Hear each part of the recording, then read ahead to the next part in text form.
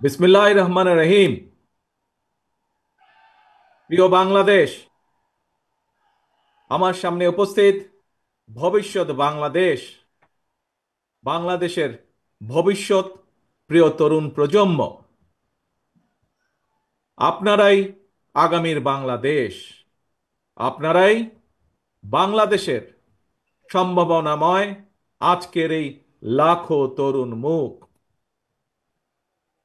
আপনারাই বদলে দিতে পারেন আগামীর বাংলাদেশ। এই তারুণ্যই ফ্যাসিবাদ মুক্ত বাংলাদেশে প্রতিষ্ঠা করবে নিজেদের অধিকার। প্রবীণের প্রজ্ঞা, পরামর্শ আর তারুণ্যের শক্তিতেই ইনশাল্লাহ নির্মিত হবে ৭১ থেকে ২৪ পর্যন্ত লাখো শহীদের আকাঙ্ক্ষার সেই প্রত্যাশিত বাংলাদেশ। আজকের এই তারুণ্যের সমাবেশের সভাপতি জনাব আব্দুল মোনায়েন মুন্না, উপস্থিত বাংলাদেশ জাতীয়তাবাদী দলের স্থায়ী কমিটির সম্মানিত সদস্যবৃন্দ, বিএনপির কেন্দ্রীয় এবং অঙ্গ সহযোগী সংগঠনের নেতৃবৃন্দ, এই সমাবেশে উপস্থিত বিভিন্ন শ্রেণী পেশা বিশিষ্টজন, বিশিষ্ট ব্যক্তিবর্গ, সমাবেশে অংশগ্রহণকারী লাখো লাখো মানুষ, আপনারা আমার সালাম গ্রহণ করুন। আসসালাম আলাইকুম। প্রিয় ভাই বোনেরা, নারী কিংবা পুরুষ, তরুণ জনগোষ্ঠী দেশের উন্নয়ন এবং অর্থনীতির প্রাণ শক্তি। তারুণ্যের শক্তি আর নারী শক্তিকে কর্ম পরিকল্পনার বাইরে রেখে কখনোই একটি রাষ্ট্র এগিয়ে যেতে পারে না। এবং তাই তরুণ জনগোষ্ঠীকে প্রাধান্য দিয়ে তরুণ জনগোষ্ঠীর আশা আকাঙ্ক্ষাকে ধারণ করে বিএনপি আগামী দিনের সকল কর্ম পরিকল্পনা গ্রহণ করছে, কাজ করছে, প্রস্তুতি নিচ্ছে। দেশের তরুণ জনগোষ্ঠীর কাছে বিএনপির কর্ম পরিকল্পনা তুলে ধরার লক্ষ্যে আপনারা দেখেছেন গত ১ মাসে সারা দেশের বিভাগীয় শহরগুলোতে তারুণ্যের সমাবেশ অনুষ্ঠিত হয়েছে। একই সাথে যেদিন সমাবেশ অনুষ্ঠিত হয়েছে তার আগের দিন ভিন্ন মত এবং ভিন্ন শ্রেণী পেশার তারুণ্যের প্রতিনিধিদের নিয়ে অনুষ্ঠিত হয়েছে সেমিনার। তারা তাদের মতামত তুলে ধরেছেন কিভাবে এই দেশকে আমরা সামনে এগিয়ে নিয়ে যেতে পারি। আজ তারই অংশ হিসাবে ঢাকা বিভাগের তারুণ্যের সমাবেশ অনুষ্ঠিত হচ্ছে। উপস্থিত সমাবেশ গ্লোবালাইজেশনের এই সময় মানুষের আকাঙ্ক্ষা এখন আর স্বপ্ন দেখার মধ্যে সীমাবদ্ধ নয়। এখন সকলের সামনে সম্ভাবনার সকল দ্বার উন্মুক্ত। এই সম্ভাবনার বাস্তবায়ন ঘটিয়ে বাংলাদেশকে সমৃদ্ধি এবং সাফল্যের দিকে এগিয়ে নিয়ে যেতেই হবে আমাদেরকে। আর কথামালার রাজনীতি নয়, বিএনপির আগামী দিনের রাজনীতি নিরাপদ কর্ম পরিবেশ এবং নতুন কর্মসংস্থান সৃষ্টির রাজনীতি। আর কথামালার রাজনীতি নয়, এখন বাস্তবায়ন আর দৃষ্টান্ত স্থাপনের রাজনীতি। তরুণ প্রজন্মের প্রিয় ভাই বোনেরা, সুজলা সুফলা আমাদের এই প্রিয় মাতৃভূমি বাংলাদেশ অত্যন্ত জনবহুল। তবে আমরা যদি ডেমোগ্রাফিক ডিভিডেন্ড বিবেচনায় নেই, তাহলে আমরা দেখতে পাব দেশের এই বহুল জনসংখ্যাকে যদি জনসম্পদে রূপান্তর করতে পারি, তাহলে এই জনসংখ্যাই হতে পারে দেশের উন্নয়নের সবচেয়ে বড় নিয়ামক। এবং তাই দেশের কর্মক্ষম জনসংখ্যাকে জনসম্পদে রূপান্তর করতে আমরা অগ্রাধিকার নির্ধারণ করেছি কয়েকটি।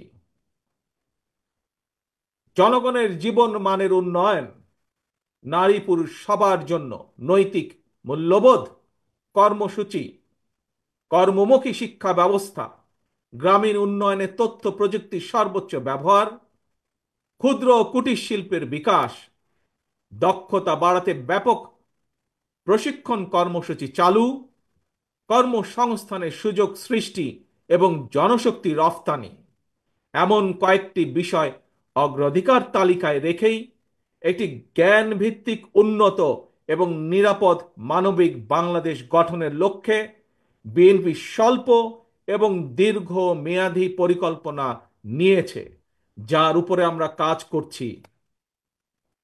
প্রিয় ভাই বোনেরা, বাংলাদেশে প্রায় 4 কোটির মতন পরিবার রয়েছে। এই পরিবারগুলোর মধ্য থেকে প্রথম পর্যায়ে কম বেশি 50 লক্ষ গ্রামীণ দরিদ্র পরিবারের জন্য আমরা ফ্যামিলি কার্ড চালুর পরিকল্পনা করছি। মা কিংবা স্ত্রী অর্থাৎ পরিবারের নারী প্রধানের নামে ফ্যামিলি কার্ডটিকে ইস্যু করা হবে। প্রান্তিক এই পরিবারগুলোকে প্রতি মাসে রাষ্ট্রীয়ভাবে আর্থিক কিংবা প্রয়োজনীয় খাদ্য সহায়তা প্রদানের আওতায় আনা হবে। আমরা আশা করি সময়ের সাথে এর মাধ্যমে পরিবার এবং সমাজে একদিকে নারীর অর্থনৈতিক ক্ষমতায়ন ঘটবে, অপরদিকে পরিবারগুলোর সামনে ধীরে ধীরে স্বাবলম্বী হয়ে ওঠার সুযোগ তৈরি হবে। প্রিয় ভাই বোনেরা, কৃষকদের জন্য ফার্মার্স কার্ড চালু করার আমাদের অন্যতম প্রধান অগ্রাধিকার। একটি নীতিমালার আওতায় কৃষকদের নামে ইস্যু করতে হবে ফার্মার্স কার্ড। এই ফার্মার্স কার্ডে জমির পরিমাণ, দাগ নম্বর সহ প্রয়োজনীয় সব তথ্য থাকবে। কৃষক এবং কৃষি নির্ভর বাংলাদেশে কৃষি খাতে বর্তমানে শ্রমশক্তির পরিমাণ কম বেশি প্রায় 3.5 কোটির মতন। এদের মধ্যে যেমন বর্গাদার চাষি কিংবা ভূমিহীন কৃষক রয়েছেন, তেমনি অনেক কৃষকের নামে নির্দিষ্ট পরিমাণ কিছু জমিও রয়েছে। যেসব বর্গা চাষি কিংবা কৃষক তাদের নামে থাকা জমিতে বছরে একাধিক ফসল ফলাতে গিয়ে আর্থিক সংকটে পড়েন, এমন কৃষকদেরকে কমপক্ষে একটি ফলনের সম্পূর্ণ খরচ রাষ্ট্রীয়ভাবে দেওয়ার পরিকল্পনা আমরা করছি। উৎপাদনের জন্য ফার্মার্স কার্ডের মাধ্যমে এভাবেই সরকারি সহায়তা পেলে উৎপাদন যেমন একদিকে বাড়বে, তেমনি কোনো কৃষি জমি অনাবাদি থাকবে না এবং একই সাথে ভূমিহীন কৃষকদের জন্য কর্মসংস্থান সৃষ্টি হবে। প্রিয় সমাবেশ, ব্যক্তি, পরিবার এবং দেশের উন্নয়নের জন্য অবশ্যই বেকারত্ব একটি বড় সমস্যা। জনগণের রায় বিএনপি রাষ্ট্র পরিচালনার দায়িত্ব পেলে সরকার গঠন করার প্রথম দিন থেকেই বিভিন্ন সেক্টর ভিত্তিক কর্মসংস্থান সৃষ্টির পরিকল্পনা বাস্তবায়ন হবে। বিএনপির প্রথম এবং প্রধান অগ্রাধিকার হবে এটি। এই জন্য দেশে বিদেশে কর্মসংস্থান সৃষ্টির খাতগুলোকে চিহ্নিত করার কাজ এরই ভেতরে আমরা হাতে নিয়েছি।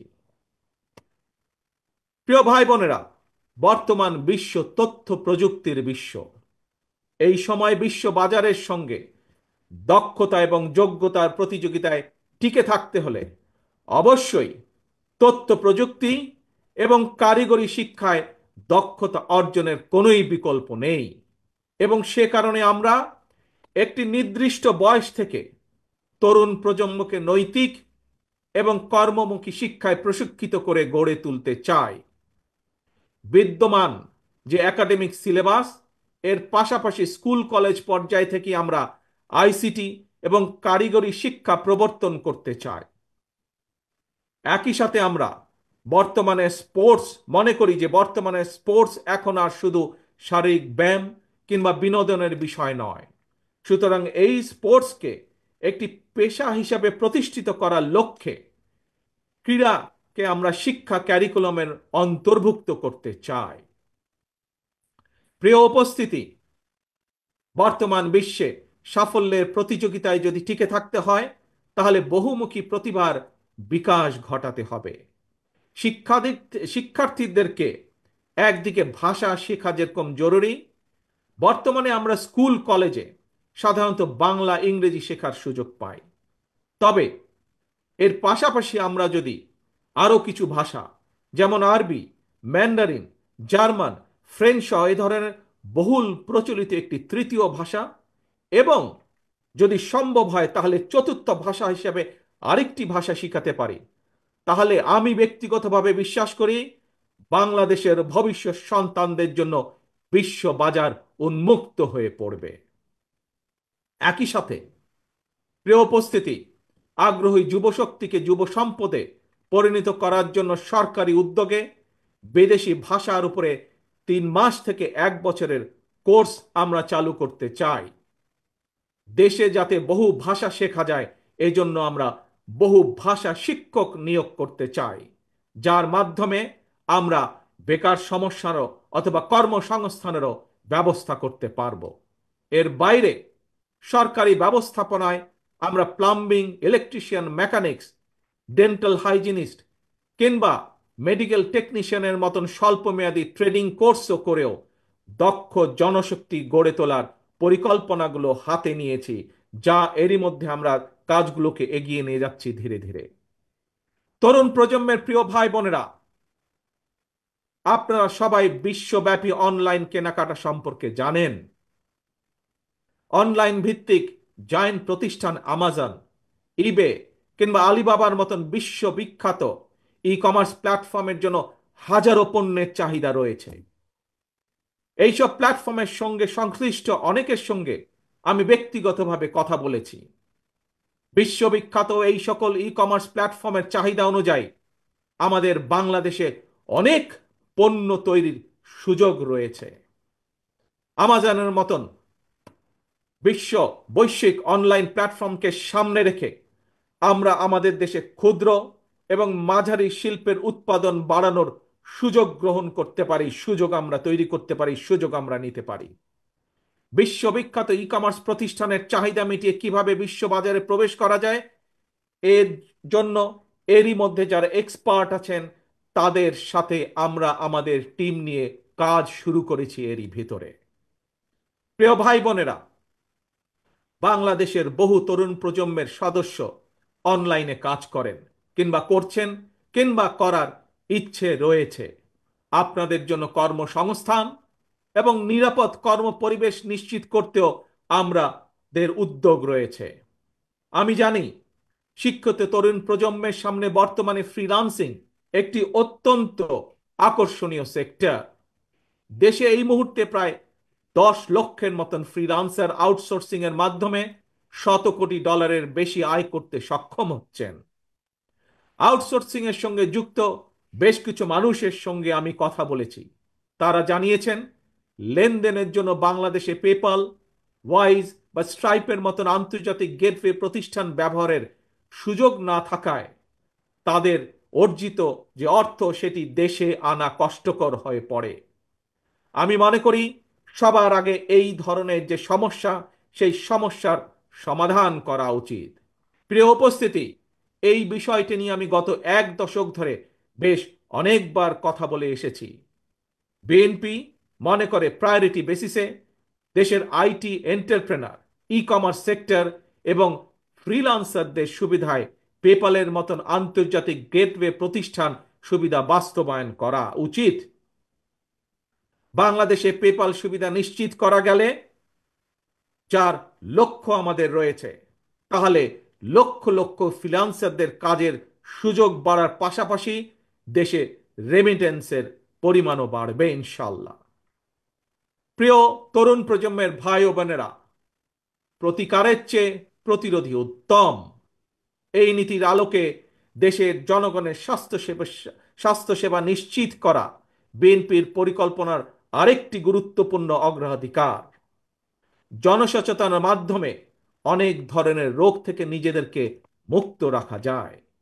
নাগরিকদের স্বাস্থ্যসেবা নিশ্চিত করতে বিএনপি 1 থেকে 3 বছরের স্বল্প মেয়াদী এবং দীর্ঘমেয়াদী পরিকল্পনা হাতে নিয়েছে। এর একটি অংশ হিসাবে প্রতিটি গ্রামে আমরা হেলথ কেয়ার ওয়ার্কার নিয়োগ দেওয়ার পরিকল্পনা নিয়েছি। এই হেলথ কেয়ার ওয়ার্কারদের 80% হবেন নারী। অর্থাৎ সারা বাংলাদেশে যদি আমরা 1 লক্ষ হেলথ কেয়ার নিয়োগ করি তাহলে তার মধ্যে ৮০ থেকে ৮৫ হাজার নিয়োগ পাবেন এদেশের নারীরা, যার মাধ্যমে আমরা একটি বিশাল অংশের কর্মসংস্থানের ব্যবস্থা করতে পারব।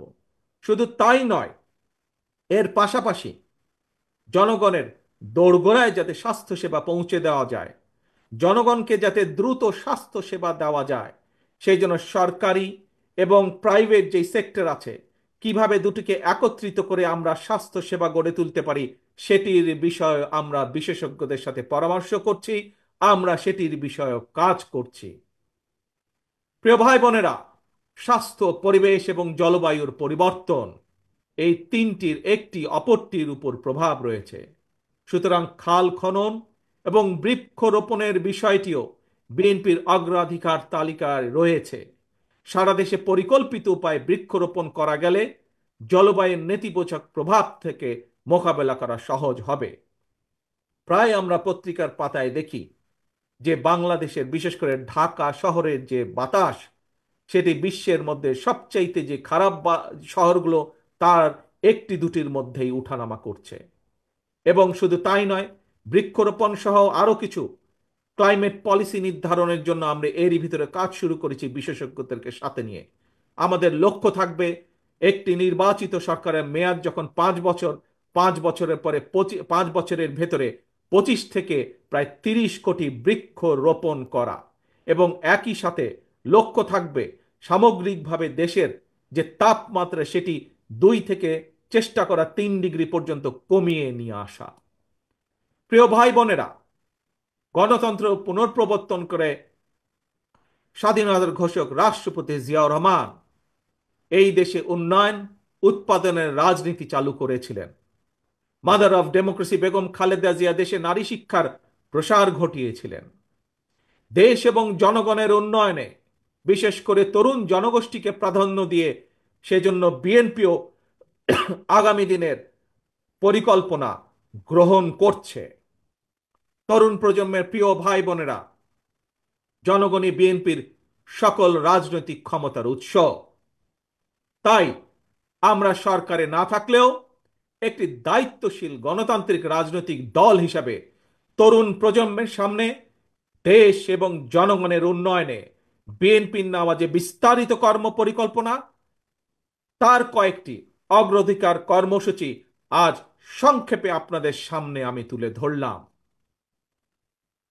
প্রিয় ভাই বোনেরা, আগামী জাতীয় নির্বাচনে বিএনপি ইনশাল্লাহ জনগণের রায় রাষ্ট্র পরিচালনার সুযোগ পেলে দেশ এবং জনগণের উন্নয়নে পর্যায়ক্রমিকভাবে দলের গৃহীত পরিকল্পনাগুলো বাস্তবায়ন করবে ইনশাল্লাহ।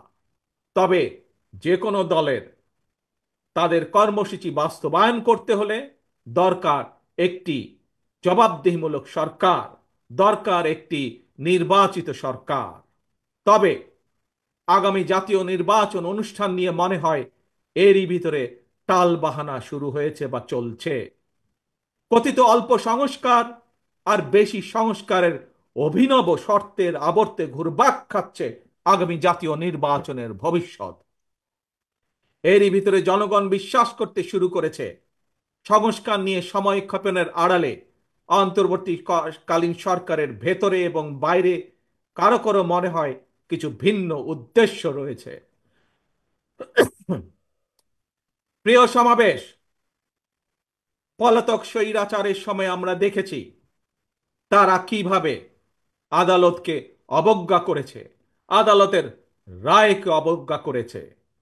অত্যন্ত দুঃখের সাথে বলতে হয়, পলাতক স্বৈরাচারের পরে যেই সরকারের কাছে দেশের মানুষ আশা করেছিল যে আইনের প্রতি সম্মান থাকবে, আমরা দেখেছি আদালতের রায়ের প্রতি সম্মান না দেখিয়ে যারা ইশরাক হোসেনকে ঢাকা দক্ষিণের মেয়রের দায়িত্ব গ্রহণে বাধা সৃষ্টি করেছে, সেই স্বৈরাচারের সেই একই যে ঘটনা সেটির পুনরাবৃত্তি আমরা দেখতে পাচ্ছি। প্রিয় সমাবেশ, আপনাদের কাছে আমার আজকে জিজ্ঞাসা, যারা আইনের প্রতি শ্রদ্ধা দেখায় না, যারা আদালতের নির্দেশকে অবজ্ঞা করে, তাদের কাছ থেকে আমরা কতটুকু সংস্কার আশা করতে পারি? প্রিয় সমাবেশ, আমি প্রায় একটি কথা বলি, পুঁথিগত সংস্কারের চেয়ে ব্যক্তি মানসিকতার সংস্কার অনেক বেশি জরুরি। নর্থ কোরিয়ার সংবিধানে লেখা রয়েছে Democratic People's Republic of North Korea. সুতরাং কি লেখা আছে তার চেয়েও বেশি যেটি জরুরি তা হলো মেনে চলা। ইশরাকের ক্ষমতা গ্রহণ বা ইশরাকের শপথ গ্রহণে বাধা সৃষ্টি করে আজ আমরা আবারও স্বৈরাচারী মানসিকতার বহিঃপ্রকাশ দেখতে পাচ্ছি। প্রিয় তরুণ প্রজন্মের ভাই বোনেরা, নিরপেক্ষতা এবং বিশ্বাসযোগ্যতাই কিন্তু অন্তর্বর্তীকালীন সরকারের প্রধান পুঁজি। তাই তাদের প্রতি আমাদের আহ্বান থাকবে, তাদের প্রতি আমাদের পরামর্শ থাকবে। জনগণের বিশ্বাস, ভালোবাসা নষ্ট হয় অন্তর্বর্তীকালীন সরকারের এমন কোনো পদক্ষেপ নেওয়া ঠিক হবে না। একই সাথে অন্তর্বর্তীকালীন সরকারের প্রতি আবারও আহ্বান জানিয়ে বলতে চাই, গণতান্ত্রিক আমি জনগণ এবং গণতন্ত্রের পক্ষের রাজনৈতিক দলগুলোকে দয়া করে প্রতিপক্ষ বানাবেন না। যদি আপনাদের কেউ রাষ্ট্র পরিচালনায় থাকতে চায় তাহলে সরকার থেকে পদত্যাগ করে জনগণের কাতারে আসুন, নির্বাচন করুন। যদি ভবিষ্যতে নির্বাচনে জনগণের রায় পান তাহলে আবার সরকারের দায়িত্ব গ্রহণ করুন। প্রিয় তরুণ প্রজন্মের ভাই বোনেরা, গত ১.৫ দশকে ভোটার তালিকায় প্রায় ৩.৫ কোটি ভোটার সংযুক্ত হয়েছেন, নতুন ভোটার সংযুক্ত হয়েছেন। এই নতুন ভোটাররা আজ পর্যন্ত একটি জাতীয় নির্বাচনেও ভোট দিয়ে তাদের নিজের পছন্দের প্রার্থীকে জনপ্রতিনিধি নির্বাচিত করার সুযোগ পায়নি। পতিত পরাজিত পলাতক স্বৈরাচারের কাছে মানুষের অধিকার প্রতিষ্ঠা কিংবা নির্বাচন কোনো গুরুত্বপূর্ণ কিছু ছিল না। সুতরাং সংস্কার ইস্যুর পাশাপাশি জাতীয় নির্বাচন অনুষ্ঠানের জন্য অন্তর্বর্তীকালীন সরকারের দৃশ্যমান প্রস্তুতি নেওয়া উচিত বলে আমরা বিশ্বাস করি বা আমরা মনে করি। প্রিয় সমাবেশ, অতীতে বিভিন্ন সময় এই বাংলাদেশে তত্ত্বাবধায়ক সরকার নিরপেক্ষ নির্বাচন অনুষ্ঠিত করেছে এবং প্রত্যেকটি ক্ষেত্রে আমরা দেখেছি তত্ত্বাবধায়ক সরকার ৩ মাসের মধ্যেই সফলভাবে জাতীয় নির্বাচন অনুষ্ঠান সম্পন্ন করেছে। সুতরাং অতীতেই বাংলাদেশেই রেকর্ড রয়েছে ৩ মাসের মধ্যে জাতীয় নির্বাচন অনুষ্ঠিত করা সম্ভব। কিন্তু আজ আমরা দেখছি ১০ মাস পার হয়ে গেল, অন্তর্বর্তীকালীন সরকার নির্বাচনের দিনক্ষণ ঘোষণা করছে না। আমরা ফ্যাসিবাদ মুক্ত বাংলাদেশে জনগণের সরাসরি ভোটে জনগণের কাছে জবাবদিহিমূলক, জনগণের কাছে দায়বদ্ধ একটি সরকার দ্রুত দেখতে চায়। অন্তর্বর্তীকালীন সরকারের প্রতি আহ্বান, আগামী ডিসেম্বরের মধ্যেই জাতীয় নির্বাচন অনুষ্ঠিত হতে হবে। আবারও আমরা বলতে চাই, আগামী ডিসেম্বরের মধ্যেও জাতীয় নির্বাচন অনুষ্ঠিত হবে। নতুন প্রজন্মের প্রিয় ভাই বোনেরা, আজকের এই সমাবেশ, প্রিয় দেশবাসী, আগামী ডিসেম্বরের মধ্যে আপনারা জাতীয় নির্বাচন অনুষ্ঠান যাতে অনুষ্ঠিত হয় তার প্রস্তুতি নিতে শুরু করুন। কারা রাষ্ট্র পরিচালনা করবে, কারা আপনাদের প্রতিনিধি হবে, জাতীয় নির্বাচনে আপনারা ভোট দিয়ে আপনাদের সেই প্রতিনিধিকে আপনারা নির্বাচিত করবেন। প্রিয় সমাবেশ, শহীদ রাষ্ট্রপতি জিয়ার সৈনিক দেশনেত্রী বেগম খালেদা জিয়ার কর্মীদের প্রতি আহ্বান জানিয়ে বলতে চাই, আপনারা জনগণের কাছে যান, তাদের প্রত্যাশা জানার চেষ্টা করুন, তাদের প্রত্যাশা বোঝার চেষ্টা করুন, জনগণের মন জয় করুন। কারণ জনগণই বিএনপির সকল রাজনৈতিক ক্ষমতার উৎস। প্রিয় দেশবাসী, প্রিয় সমাবেশ, প্রিয় ভাই বোনেরা, এবার আমি আপনাদের সামনে একটি ছোট্ট স্লোগান তুলে ধরতে চাই। মন দিয়ে দয়া করে সবাই শুনবেন। প্রথমে আমি স্লোগানটি বলবো, মন দিয়ে শুনবেন। তারপরে দ্বিতীয়বার আবারও আমি বলবো, তখন দয়া করে সকলে আমার সামনে স্লোগানটি আপনারা একই সাথে বলবেন। দিল্লি নয়, পিন্ডি নয়, নয় অন্য কোনো দেশ, সবার আগে বাংলাদেশ। প্রিয় সমাবেশ বলুন, প্রিয় দেশবাসী বলুন, দিল্লি নয়, পিন্ডি নয়, নয় অন্য কোনো দেশ, সবার আগে বাংলাদেশ। আল্লাহ হাফেজ। বাংলাদেশ জিন্দাবাদ। বাংলাদেশ জাতীয়তাবাদী দল জিন্দাবাদ।